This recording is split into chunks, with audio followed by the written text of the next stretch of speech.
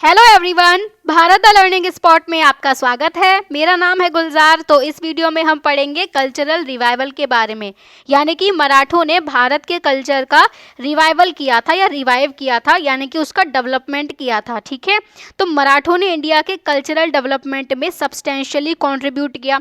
Substantially यानी कि महत्वपूर्ण रूप से या बहुत ज़्यादा कंट्रीब्यूशन दिया है मराठों ने। ठीक है, छत्रपति शिवाजी का विजन था स्वराज्य का, जो कि हमें देखने को मिलता है उनकी सील में। ठीक है, जो सील होती है, जो मोहर होती है, उसमें देखने को मिलता है, जैसे कि ये आपको देखने को मिलेगी ब्लैक कलर में।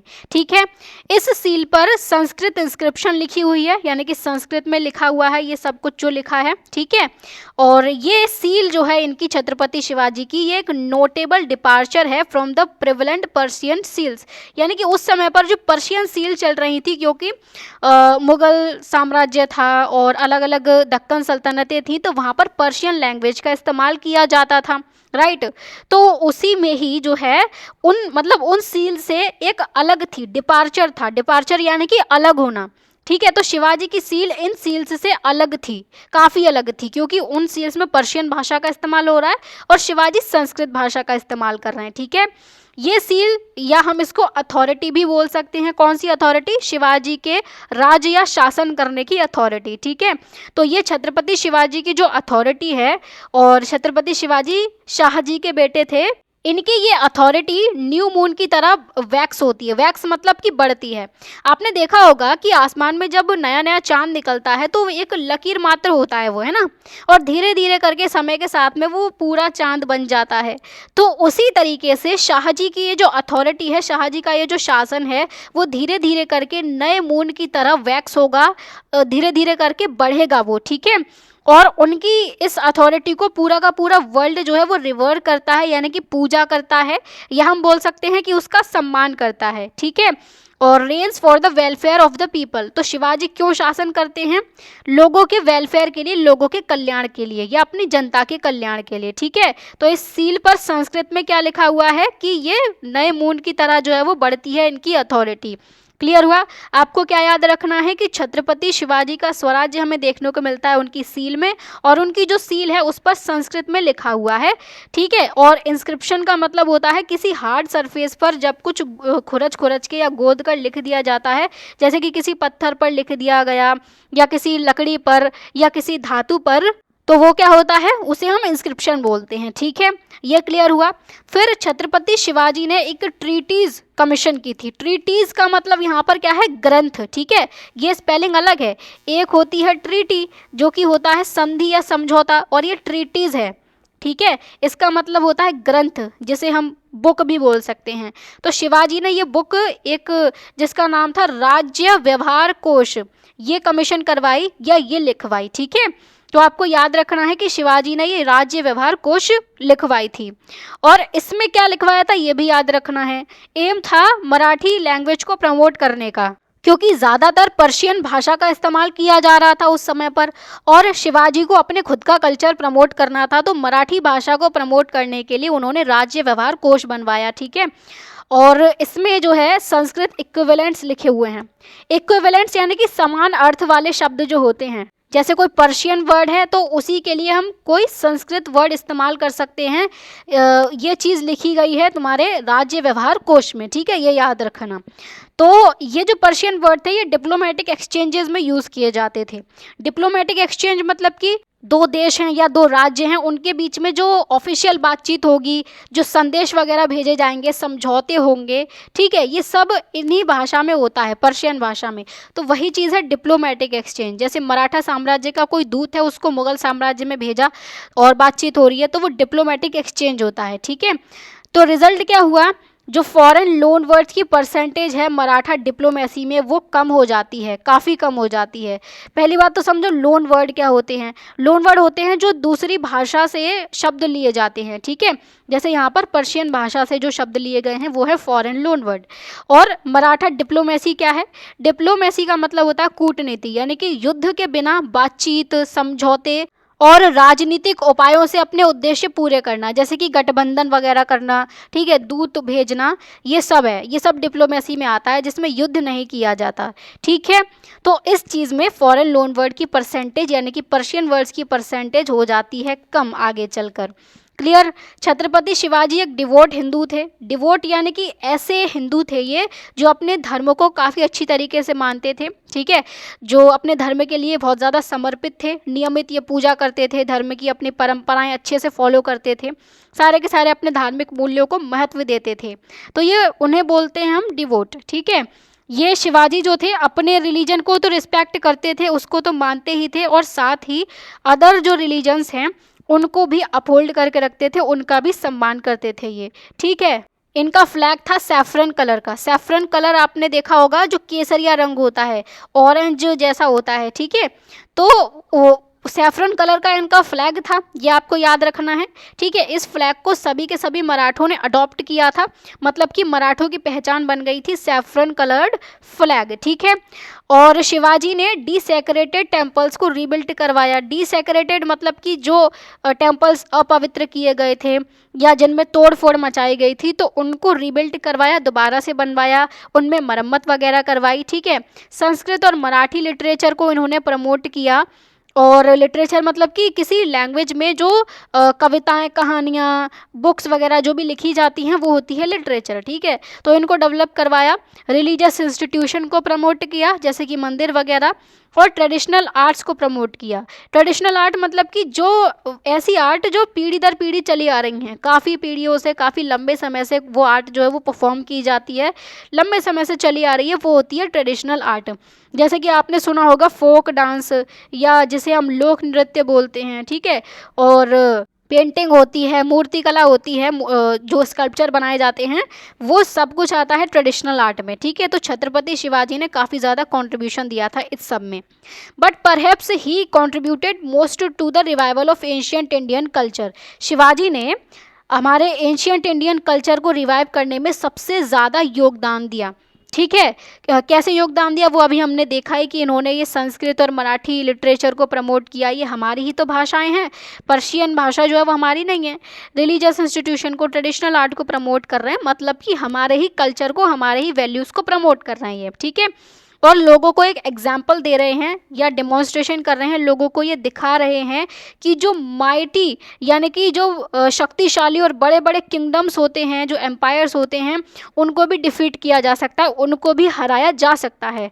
एंड जो मराठास हैं वो अपने खुद के एम्पायर को मेंटेन कर सकते हैं, मतलब खुद का एम्पायर वो खड़ा कर सकते हैं, उसको एक्सपेंड कर सकते हैं, मतलब कि अलग अलग जगहों पर कब्जा कर सकते हैं, अपना साम्राज्य बढ़ा सकते हैं, और एडमिनिस्टर भी कर सकते हैं, मतलब उस पर अच्छी तरीके से शासन भी चला सकते हैं, ठीक है। ये मराठा खुद कर सकते हैं, ये बात शिवाजी समझा रहे हैं अपने लोगों को। क्लियर हुआ।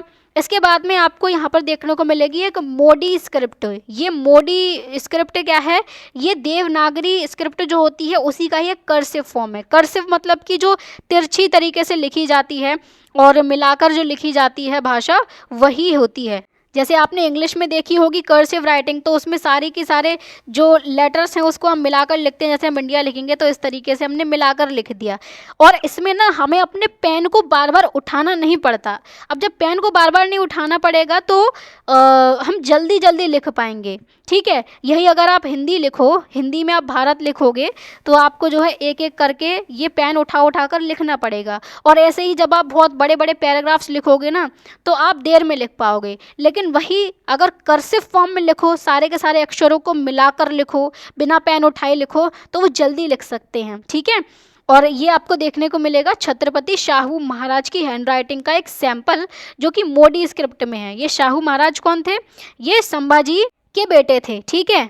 तो आपको ये याद रखना है कि मोडी स्क्रिप्ट क्या है, एक तो देवनागरी का ये कर्सिव फॉर्म है, और इसको कौन यूज़ करते थे, इसको मराठास यूज़ करते थे अपनी मेन स्क्रिप्ट के रूप में। किस लिए, करस्पॉन्डेंस के लिए। करस्पॉन्डेंस मतलब कि जो पत्र वगैरह लिखे जाते हैं, जो सरकारी काम किए जाते हैं, चिट्ठियाँ वगैरह जो लिखी जाएंगी, उसमें ये मोडी स्क्रिप्ट यूज़ की जाती थी, क्योंकि काफ़ी सारा काम होता है, डेली डेली का काम होता है, इसीलिए ये इन लोगों ने मोडी स्क्रिप्ट का यूज़ किया, ठीक है।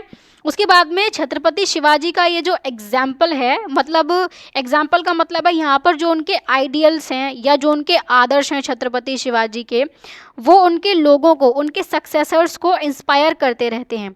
छत्रपति शिवाजी के क्या आदर्श थे, जैसे कि जो लोकल कल्चर है, लोकल परंपराएं हैं, उनका उन्होंने समर्थन किया। जैसे कि मराठी भाषा, संस्कृत भाषा, इनको बढ़ावा दिया था ना छत्रपति शिवाजी ने। अभी तो हमने पढ़ा धार्मिक संस्थाओं यानी कि मंदिर वगैरह को इन्होंने जो है वो दोबारा से बनवाया था। तो काफ़ी सारी चीज़ों के बारे में जो है वो छत्रपति शिवाजी सोच रहे हैं, इसका एग्जाम्पल बन रहे हैं वो। तो ये चीज़, उनके ये जो आदर्श हैं, ये और आगे आने वाले जो सक्सेसर्स रहे छत्रपति शिवाजी के, उनको भी इंस्पायर किया इन्होंने। फॉर एग्जाम्पल जो नागपुर के भोसले थे, वो एक एंथुसियास्टिक सपोर्टर के रूप में निकल कर आते हैं लोकल कल्चर और ट्रेडिशन के। एंथुसियास्टिक सपोर्टर यानी कि ज़ोर शोर से सपोर्ट करने वाले, एकदम जान लगा देने वाले सपोर्ट करने में, ठीक है। तो सबसे पहले ये देख लो कि ये नागपुर के भोसले कहाँ पर थे और ये थे कौन आखिर में, ठीक है। तो जो मराठास थे ना, ये अलग अलग घरानों में बट गए थे, ठीक है। घराने मतलब कि अलग अलग फैमिलीज़ हो गई थी इनकी, और अलग अलग जगहों पर ये फैल गए थे, और वहाँ पर जाकर इन्होंने अपना एक स्ट्रॉन्ग किंगडम इस्टेब्लिश कर लिया था। जैसे कि पेरेंट्स होते हैं और पेरेंट्स के जो बच्चे होते हैं, ठीक है, वो कहीं और जाकर बस जाते हैं। ये लोग रह रहे हैं गांव में और बच्चा गया काम करने के लिए, ठीक है, वहीं पर सेटल हो गए, वहीं शादी वगैरह कर ली, तो ये रहेगा सिटी में, ठीक है। लेकिन ये है तो इन्हीं लोगों की फैमिली, ये सब हैं तो एक ही फैमिली के। उसी तरीके से मराठों में क्या है कि हैं सब मराठे, लेकिन अलग अलग फैमिली आपको देखने को मिलेंगी जिन्होंने अलग अलग एरियाज़ पर अपना रूल इस्टेब्लिश किया था, ठीक है। तो एक तो पेशवा थे जो यहाँ पर पुणे वाले एरिया में थे, और ये जो आपको येलो कलर में टेरिटरी दिख रही है, ये कभी भोसले के अंडर में आती थी जो नागपुर में थे, नागपुर का एरिया आपको ये देखने को मिलेगा, और कभी इसको पेशवा अपने कंट्रोल में ले लेते थे, ठीक है। तो बाकी जो नागपुर है वो है आज के महाराष्ट्र में। तो पहले मैं महाराष्ट्र का मैप ड्रॉ कर दूं, ये जो आज आपको देखने को मिलेगा ये महाराष्ट्र की बाउंड्री है, ठीक है। और महाराष्ट्र में ही यहाँ पर है नागपुर, और ये नागपुर मेन पावर थी या मेन सेंटर था तुम्हारे भोसले का, ठीक है। तो इनके कब्ज़े में लगभग ये उड़ीसा वगैरह का भी रीजन आता था।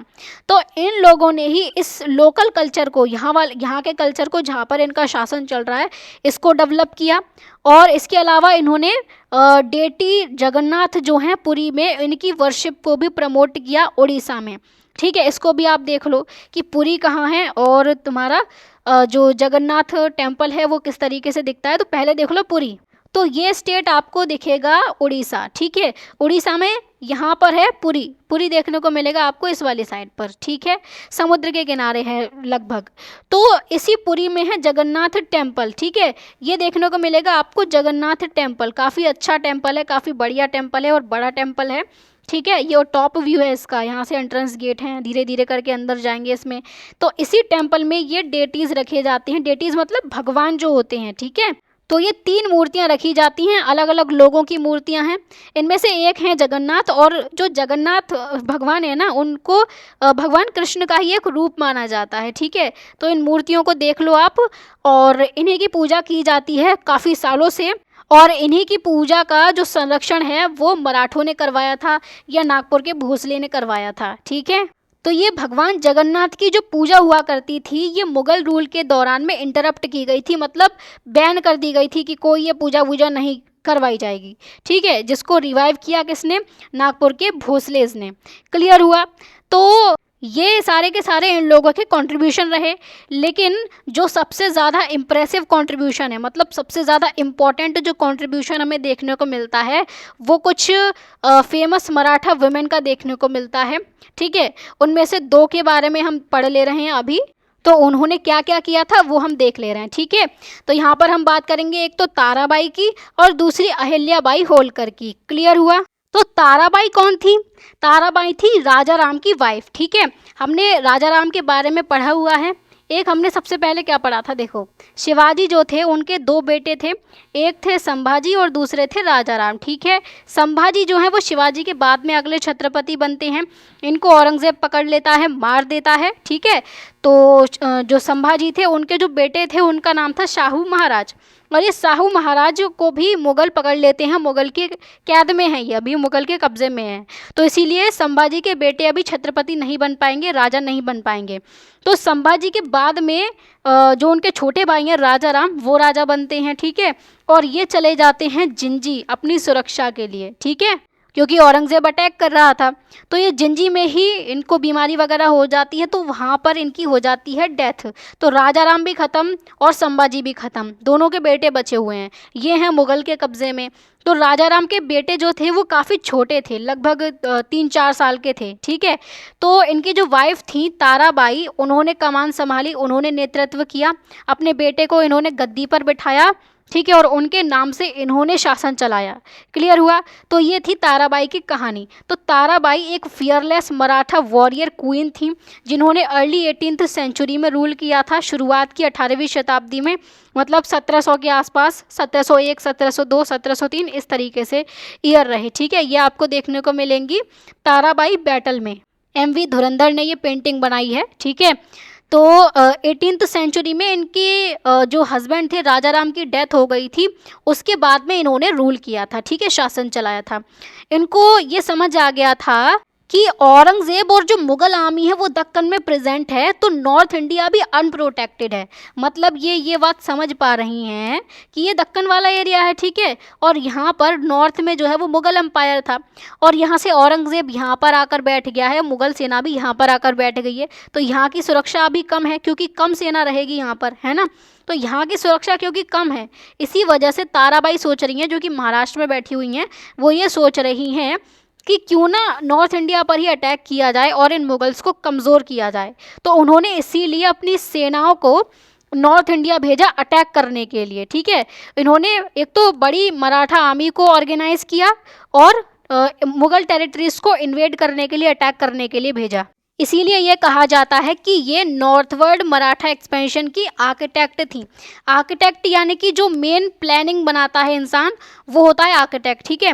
तो ये थी मेन आर्किटेक्ट किसकी, नॉर्थवर्ड मराठा एक्सपेंशन की, यानी कि मराठा एम्पायर के नॉर्थ इंडिया तक फैलने की। तो किसको क्रेडिट दिया जाता है, ताराबाई को, ये आपको याद रखना है, ठीक है। तो इन्हें मिलिट्री स्ट्रैटेजी की काफ़ी अच्छी समझ थी, सेंस मतलब कि समझ, ठीक है। मिलिट्री स्ट्रैटेजी क्या होती है, युद्ध में जीतने के लिए जो स्ट्रैटेजी बनाई जाती है, जो प्लानिंग वगैरह बनाई जाती है, वो होती है मिलिट्री स्ट्रैटेजी। मतलब कि सेना को कहाँ भेजना है, कब हमला करना है, कहाँ से हमला करना है, दुश्मन की कमज़ोरी का फ़ायदा कैसे उठाना है, इन सब की जो प्लानिंग होती है वो होती है मिलिट्री स्ट्रैटेजी, ठीक है। तो इसी वजह से, और इनकी जो टेनेसिटी थी, टेनेसिटी मतलब कि हार ना मानने का गुण, ठीक है, उन्होंने मुग़ल एम्पायर को आउटस्मार्ट कर दिया। आउटस्मार्ट यानी कि चालाकी से मात दे दी, मुग़ल एम्पायर को हरा दिया इनकी समझ ने, इनकी सूझबूझ ने, ठीक है। और मराठा इंडिपेंडेंस को एक क्रिटिकल पीरियड में प्रिजर्व करके रखा, क्योंकि जो औरंगज़ेब है वो यहाँ पर अटैक कर रहा है, तो मराठों के लिए काफ़ी मुश्किल समय है, और इसी समय में ताराबाई मराठा की इंडिपेंडेंस को बचा कर रख रही हैं। तो काफ़ी इम्पॉर्टेंट फिगर हमें देखने को मिलती हैं ताराबाई, ठीक है। अब बात कर लेते हैं अहिल्याबाई होलकर की। तो अहिल्याबाई होलकर जो थी, ये होलकर डायनेस्टी की एक सायन थी। सायन यानी कि उत्तराधिकारी थी, होलकर डायनेस्टी की एक सदस्य थी।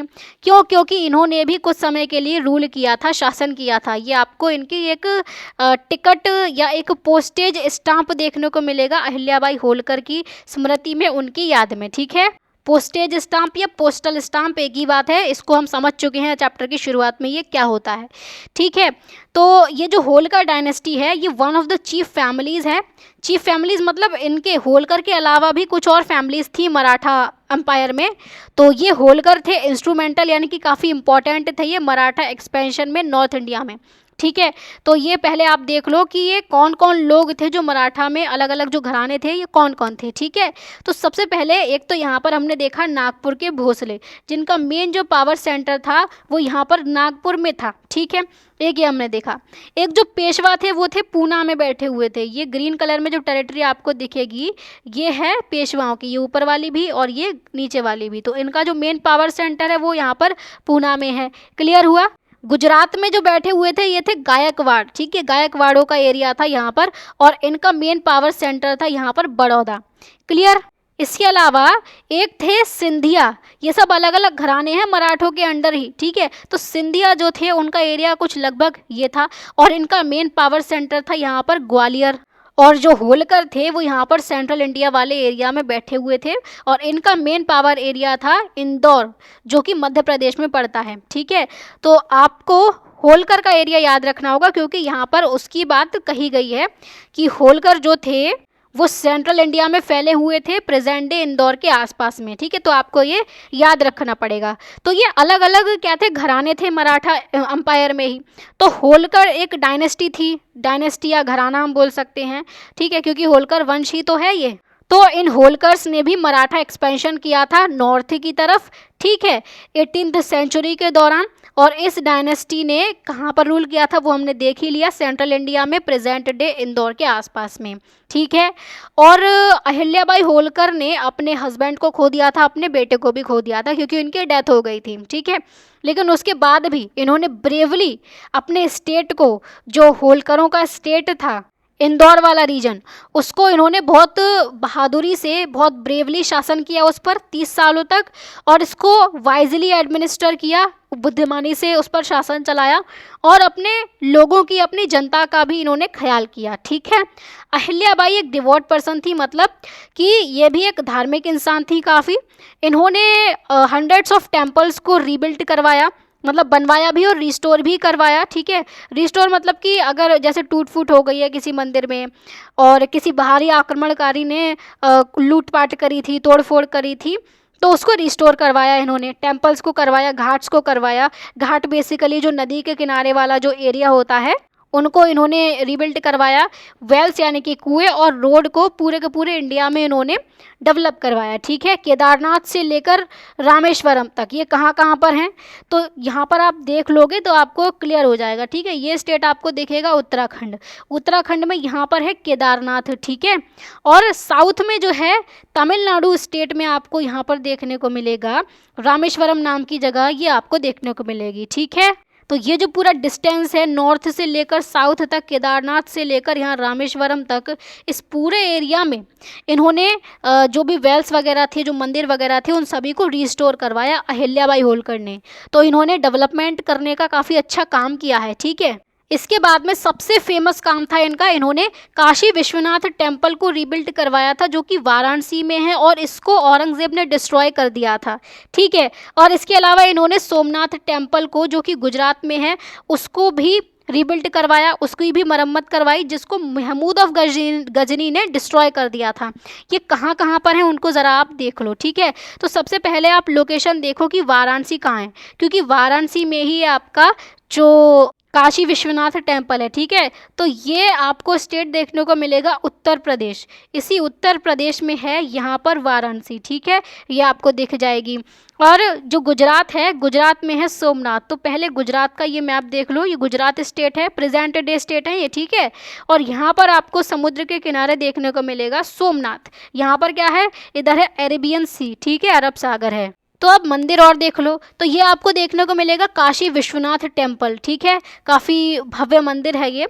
और इसके अलावा जो सोमनाथ टेम्पल है वो आपको ये देखने को मिल जाएगा, इसके पीछे अरेबियन सी है, और ये है सोमनाथ टेम्पल, ठीक है।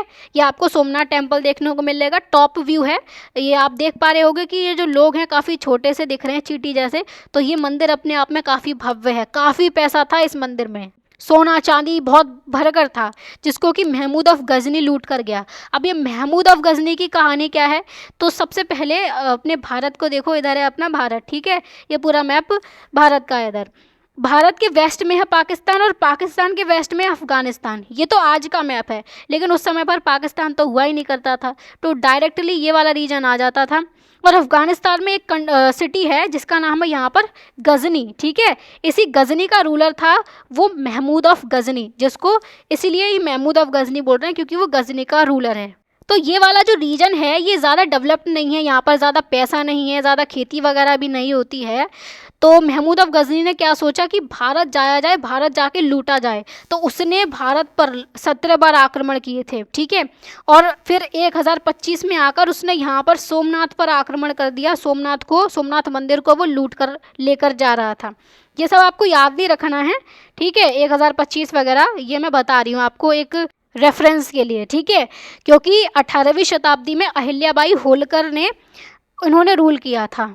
तो ये लगभग 1700 की बात है और ये 1025 की बात है, तो टाइम पीरियड अलग अलग हैं, ठीक है। तो सोमनाथ को ये लूट कर जा रहा था, लेकिन क्या होता है बीच में एक ट्राइब मिल जाती है इनको, और वो ट्राइब इसी गजनी को लूट लेती है। वो बोलती है कि तुम हमारे मंदिर में से ये जो सोना चांदी लूट कर लेकर जा रहे हो उसे यहीं छोड़ कर जाओ। तो उन लोगों ने गजनी को हरा दिया, महमूद अफ गजनी जो था उसको हरा दिया, और सारा का सारा पैसा अपने पास ही उन्होंने रख लिया, ठीक है। कुछ उन्होंने सोना चांदी क्या करा, यहाँ पर समुद्र में बहा दिया, क्योंकि उन लोगों को ज़्यादा नॉलेज नहीं थी इन सोने चांदी की कि इनकी इम्पोर्टेंस क्या है। उन्हें लगा कि ये हमारे भगवान का है, तो इसीलिए हम उसको अपने भगवान के पास ही पहुँचा दे रहे हैं। समुद्र में ही उन्होंने बहा दिया, और यही वजह थी कि गुजरात से काफ़ी सालों तक जो है वो सोना चांदी निकलता रहा, ठीक है, समुद्र के अंदर से। तो ये कहानी थी महमूद अफ गजनी की। इसने अटैक किया था, इसने सोमनाथ मंदिर को तोड़ा था, ठीक है। तो उसको रीबिल्ड करवाया एक तो अहिल्याबाई होलकर ने, और काशी विश्वनाथ टेम्पल को रीबिल्ड करवाया, और इसको तोड़ा था किसने, इसने औरंगज़ेब ने, ठीक है। ये सारी की सारी बातें आपको याद रखनी है, काफ़ी इंपॉर्टेंट है ये। फिर अहिल्याबाई होलकर को महेश्वर वीविंग इंडस्ट्री जो है मध्य प्रदेश में, उसको प्रमोट करने के लिए भी इनको जाना जाता है, ठीक है। मध्य प्रदेश की कौन सी industry, Maheshwar weaving industry. Weaving यानी कि जो कपड़े की बुनाई वगैरह की जाती है, कपड़ा जो बनाया जाता है। जैसे कि यहाँ पर आपको एक इमेज देखने को मिलेगी, यहाँ पर कपड़े की जो साड़ी है, महेश्वर साड़ी, उसकी बुनाई चल रही है, ठीक है। तो यहाँ पर आपको काफ़ी सारे धागे वगैरह देखने को मिल जाएंगे, और ये जो है वो अपने हाथों से धागों को सेट कर रहे हैं ताकि कपड़े पर एकदम फाइनिंग आ सके, ठीक है। तो यही है वीविंग इंडस्ट्री, जो कि महेश्वर वीविंग इंडस्ट्री थी मध्य प्रदेश में, और ये आज भी चल रही है महेश्वर वीविंग इंडस्ट्री, ठीक है। और इन्होंने ट्रेडिशनल हैंडलूम क्राफ्ट को भी रिवाइटलाइज किया था। रिवाइटलाइज मतलब कि पुनर्जीवित किया था, दोबारा से उसको जगाया था, हम ये बोल सकते हैं, ठीक है। मतलब दोबारा से उसका डेवलपमेंट करवाया था।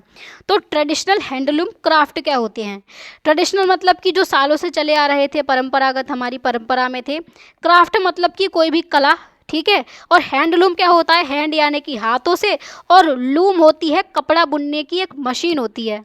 तो हाथों से इस लूम को, इस मशीन को चलाया जाएगा और धागों को सेट किया जाएगा, तब जाकर वो कपड़ा जो है वो बनकर रेडी हो पाएगा। जैसे कि आपने इस इमेज में देखा कि यहाँ पर ये जो हैं ये कपड़े को बुन रहे हैं, ठीक है, अपने हाथों से धागों को सेट कर रहे हैं। और नीचे आपको यहाँ पर साड़ी के नीचे दिख रहा होगा पैर, है ना, ये अपने पैरों से चला रहे हैं पैडल। तो पैडल चलाते हैं जैसे जैसे, वैसे वैसे ये लूम जो है, ये जो करघा है, ये काम करता है और धागे को बुनने का काम होता है। यही होता है हैंडलूम, ठीक है। हैंडलूम इंडस्ट्री इसी को ही बोलते हैं, याद रखना। पहले मशीनें वगैरह तो होती नहीं थी, तो अब जब मशीनें आ गई हैं तो मशीनों से जो काम किया जाता है, जो कपड़ा बनवाया जाता है करघे से, उसको बोलते हैं पावर लूम, ठीक है। तो ये चीज़ अलग है। और हैंडलूम में लोगों की ज़रूरत पड़ेगी, जैसे हम बोलते हैं लेबर की ज़रूरत जो पड़ती है। तो इसी चीज़ का रिवाइवल किया था अहिल्याबाई होलकर ने, और महेश्वर वीविंग इंडस्ट्री का भी रिवाइवल किया था। और महेश्वर वीविंग इंडस्ट्री कहाँ पर थी, मध्य प्रदेश में थी, ये भी याद रखना, ठीक है। और ये दोनों की दोनों चीज़ें आज भी थ्राइव कर रही हैं, आज भी फल फूल रही हैं, जैसा कि मैंने बताया आपको, ठीक है। क्लियर हुआ। तो ये हो गई अहिल्याबाई होलकर और ताराबाई की बात, दोनों ने ही काफ़ी इंपॉर्टेंट योगदान दिया अपना अपना। फिर इसके बाद में नेक्स्ट हम बात करेंगे थंजावुर की, ठीक है। स्पेशली थंजावुर की बात की जा रही है, तो इसको हम नेक्स्ट वीडियो में पढ़ेंगे। बाकी वीडियो अगर अच्छी लगी है तो वीडियो को लाइक करो, शेयर करो, और अगर कोई भी डाउट होता है तो कमेंट में मेंशन कर देना, एंड चैनल को भी सब्सक्राइब करके रख लेना। तो चलिए फिर मिलते हैं अगली वीडियो में, तब तक के लिए bye bye, take care and keep learning.